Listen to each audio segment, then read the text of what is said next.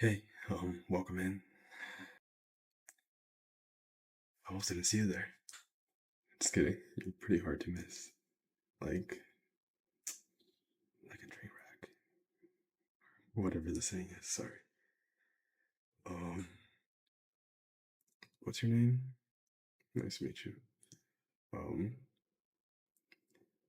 yeah, I think we should definitely get started on whatever's going on here.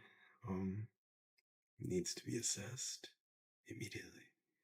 So let me let me get some of your information down first.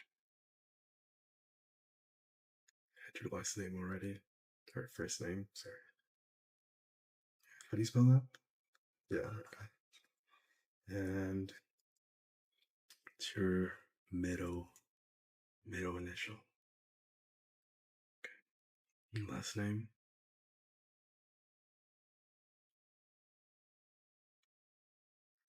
I see. Kind of a weird last name. Are you? I see. I see. Yeah. Um. Your phone number. What's your phone number?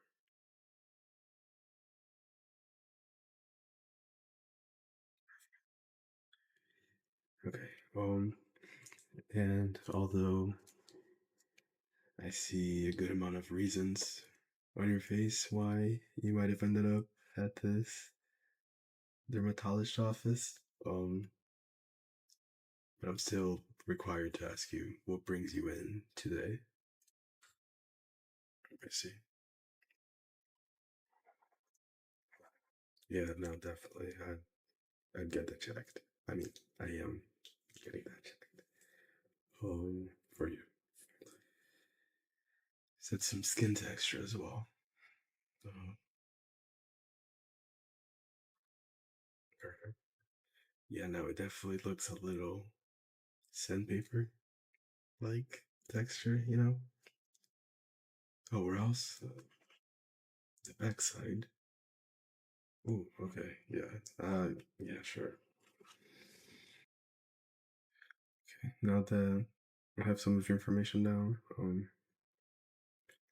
I should probably put some gloves on. I should probably put some gloves on to protect myself from your face. I mean, I should put some gloves on to protect you. I'm definitely protecting myself first.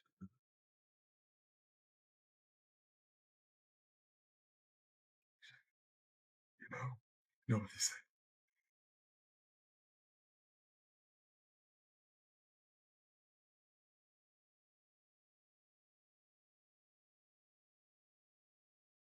Let me take a really good look at what's going on here. Take a really good look at what's going on here.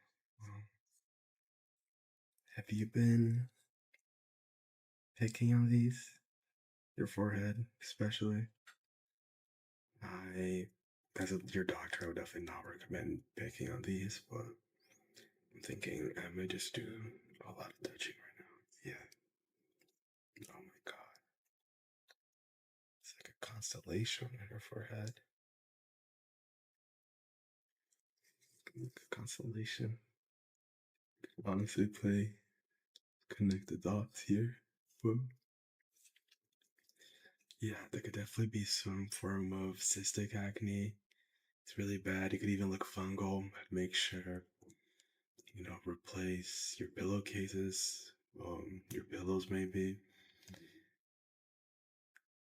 I mean, it looks so bad. I would even say throw the mattress away. But those are a little more expensive in today's economy, I know. But whatever you're doing right now is clearly not working. So I would do the complete opposite. I'd throw everything away, start over. Yeah, bit of a constellation going on there. Well, let me go down to your nose. To your nose. See a good bit of texture on your nose as well. Good bit of texture there. Lots of blackheads. With these blackheads, I'd say the main thing is changing your diet. I mean, by the looks of it, you have a lot of maybe fats, fatty fatty foods, lots of greasy stuff that might end up clogging up your pores. So I wouldn't necessarily recommend an extraction for your nose right now, as it might end up just causing a little more irritation and damage to these blackheads. Um, I'd say just, let's watch some of those behaviors at home, you know. Um, and just maybe a little exfoliating. Make sure you're cleansing with a gentle cleanser, gentle exfoliator. That might help. I mean, it's no miracle, but however, I do see a good bit of inflammation on the spots in your cheeks. Some of these deeper pimples and cysts on your cheeks could definitely use a bit of an extraction. I mean, this one's pretty nasty. This one's pretty nasty. Seems to be oozing a little. Oozing. So, yeah, let me just try to get rid of a couple of these. Squeeze. Squeezing is pretty hard. Oh, oh my god. Oh my god. I think that got in my eye. The amount of pus in that was insane. I should probably get checked for pink eye tomorrow. That was disgusting. This really is the worst case that I've seen, honestly. So, I'm not afraid of doing some charity work. Just try not to get your face juices on me next time. Okay, uh, let me get rid of this one. These are tough. These are tough. It's like I'm fighting your face. Yeah. Try not to touch your face much after this. It might be a little sensitive, especially. You don't want to get any bacteria in these open wounds, really. See, we're able to get a couple pimples. Let me squeeze this one out. Okay, I think I got that.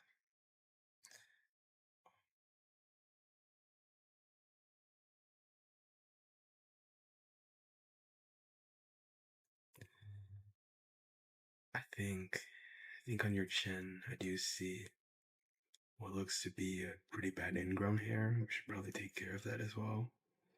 Um, I'll have to take my tools. I might have to use some tools to get some of these ingrowns out of your chin. No, I don't know if we can call it a beard just yet. It doesn't. It's not a full beard yet. Definitely gonna get something out of there. Let me just make a small incision. But it's bleeding a little. Oh my god, there's so much hair in here. Just can't stop pulling hair out of this ingrown. This is probably the longest one I've ever seen. This has honestly been one of the craziest cases I've seen in my career. But I really feel like a part of history being able to help you here because this is insane. But yeah, honestly, I don't know if there's much else I can do for what's going on in your face. You did say you had some texture issues as well. Were you talking about mostly on your arms or your back. Yeah, it's kind of common to have texture there. Sometimes your legs. Yeah. Now I don't know if I can take a look there, but right now at least, well, I think I might be traumatized enough so far. My best advice would be buy an exfoliator and exfoliate those areas with texture pretty frequently. Um, some moisturizer as well. If you're going to be exfoliating more often, you need to keep moisturized. For your face, make sure you're wearing SPF. Because these are open wounds. You don't want these to scar. But I mean, I did the best that I could right now, and I think all that's left to do is just prescribe you the strongest stuff that I have. Yeah. Well, let's do 45 milligrams. Yeah. Okay, just show this to the pharmacist, and they should be covered. I'm really glad you came in when you did. I think some of these were really necessary. I'll say if that ingrown hair does um, come back to me, and we'll have to extract it again. Sometimes those can be kind of stubborn, growing back in through after an extraction. But you know, you've got my phone number. Emergency, contact that. I mean, this is definitely an emergency that we tackled. So, I'll see you next time.